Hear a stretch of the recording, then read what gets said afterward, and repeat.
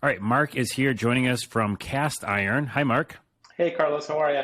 Good. How are you doing? That's great. You're doing great. Awesome. Yeah, are you kidding me? It's a great day to be alive. Well, let's talk about Castiron. I have a lot to talk about. I have some questions for you. Sure. So what is it about in general? Well, just give us the overview. Sure. Castiron is a mission-driven company. Our mission is to empower independent food artisans to achieve their business success. We do that by purpose-building software for them, a business in a box, to have easy e-commerce tools, front of house store, front technology, and back office management tools as well.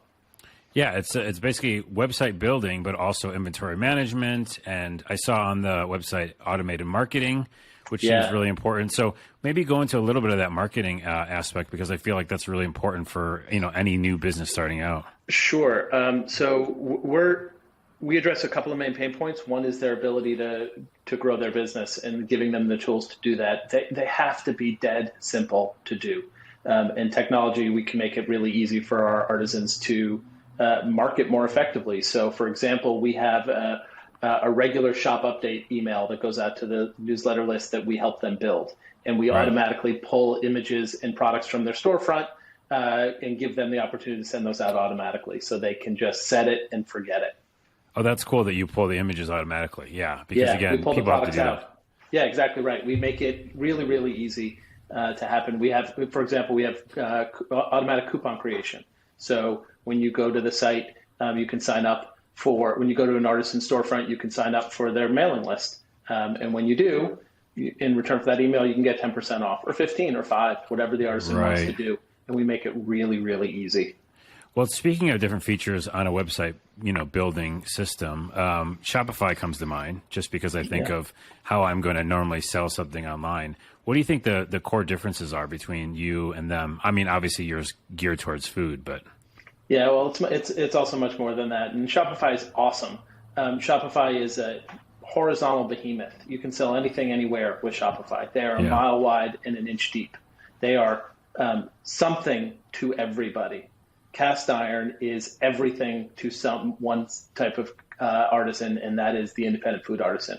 So everything from our go-to-market, our pricing model, our marketing, our product features, functionality, and even the team of people that we have in the company is about aligning with our artisans' success. So, for example, the things that we bundle into our free product include things like allergy and ingredient tools. We bundle in specific and varied fulfillment methods that you have to buy up for in the Shopify stack. We bring all of those features and functionality that you might exist. Some of them actually, they don't all exist in the app ecosystem of Shopify, but we've built all of those into our core product.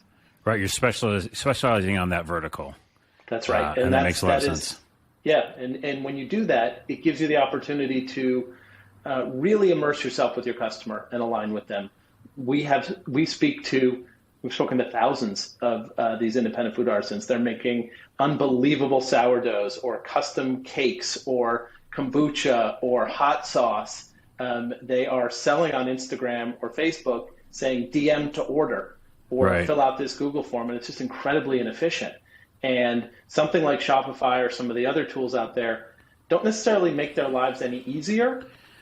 These artisans are spending 75% of their time doing things other than making food and delivering those moments of joy that come with, like, sea salt chocolate chip cookie. Now I'm listening. I mean, I will tell you I love this job. I've gained 10 pounds in the last 10 months. That is a hazard, a work hazard for this. Yeah, it is. That's interesting, because I've used Shopify, and I do remember that experience of going in there going like, this is not really helping me. I mean, it's giving me tools, but I'm definitely spending all the rest of the day working on how I should set this up, and that's a good point. Speaking of that, I went to the website, and it seems like there is a free option too, which is great. So people can get started right away with it. Yeah, it's important. That's really actually important for us, because the best businesses in the world are actually really aligned with their customer, and it's our very first core value is artisan first. So we only get paid when our customers get paid, and that means we are motivated to build great products and tools for them so that it can drive more success for them. And when they have more success, we make more money. And it's this virtuous cycle that really drives innovation and growth and the ability for companies like ours to do really well, but do that by doing good and helping grow the business for the people who need it. And how did this all get started? How did you come up with the idea in general? I have been really passionate in my career on a couple of things. One is this creator economy. Way back in the .com one, I worked on a business called About.com, which was and is really one of the first creator-focused businesses out there. I spent a bunch of time working in hyper-local and small business-focused things. And then I did an inbound freemium SaaS model. I was the CEO of link shortening company Bitly for 6 years. Oh, wow. I know Bitly. Everybody knows Bitly. Yeah, so that was my last gig. And those things come together now at a point where there's this wave of entrepreneurialism that's happening. These new builders, it's often referred to as the creator economy, but we actually look at it much more about this wave of 65 million Americans who are entrepreneurial. And they're entrepreneurs, not necessarily, some of it is for passion, but most of it is out of necessity.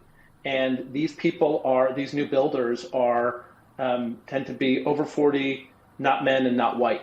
And what that means, unfortunately, is that systemically they don't have the access to the systems of success that they need to be successful. So that's a passion for everybody on our team to solve that problem and help them build successful businesses. Yeah, and basically open it up to more people, which is great.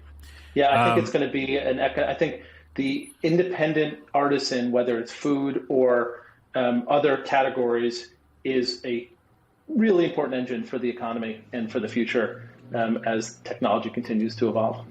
Yeah, and now that it's not the olden days where it's just brick and mortar and how you start a business. It's if you have an idea or if you're really great at creating something, you can sell it on the internet. So or a phone. One of the things that we've started to see actually. So 17% of all restaurants closed during the pandemic. Over 2 million restaurant workers and food service workers lost their jobs in the pandemic. Some of that is coming back, but by and large, those people aren't going back to those jobs. Right. Those stores aren't opening. And what we're seeing, I call it the Substack effect, which is professionals, trained professionals. Maybe you don't think about them as artisans, but they are trained professionals who thought they needed to be in a restaurant to fulfill their dream or their passion of delivering those moments of joy with food.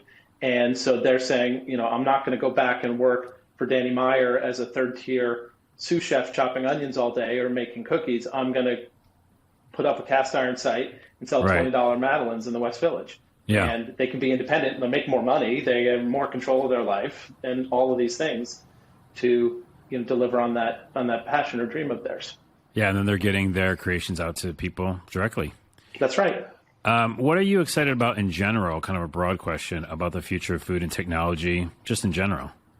Well, I'm relatively new to food tech in this space, and I have been blown away by obviously the size, but the pace of innovation and the passion that people have in this space. It's much more than just, I love to eat great things and amazing chocolate chip cookies, which I do. Mention them again. We got to have those now. That is, it's subliminal. Yes. I'll post the link where you can buy the ones that You will definitely post the link. Yes. I will. And just the opportunity to see to capitalize on the consumer behaviors that are changing so rapidly, what we eat, where it comes from, how it's delivered to us, what it's made of.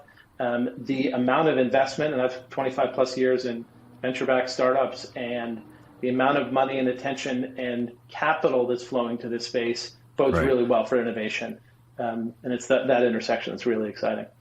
It is an exciting time. Well, Mark, thank you for talking with us here at The Spoon. And people can check out Cast Iron at castiron.me or me.